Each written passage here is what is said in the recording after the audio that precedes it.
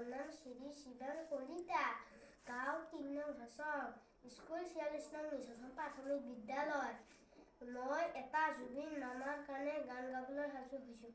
মায়াবিনী ৰাতিৰ বুকুত দেখা পালো তোমাৰ ছবি, ধৰা ধীৰা গোপনে আহি হিয়াৰ ভুলত তুমি যে মোৰ শুকান মনৰ নিয়ৰৰে চেঁচা টোপাল নামি অহা ৰ'দৰে মোৰ দেহৰ প্ৰতি পুৱা ধুমুহাৰ সতে মোৰ বহু যুগৰে নাচো এন্ধাৰো সঁচা মোৰ বহু দিনৰে আপোন নিজাৰৰ গান মোৰ হে হ'ব হুজুৰ।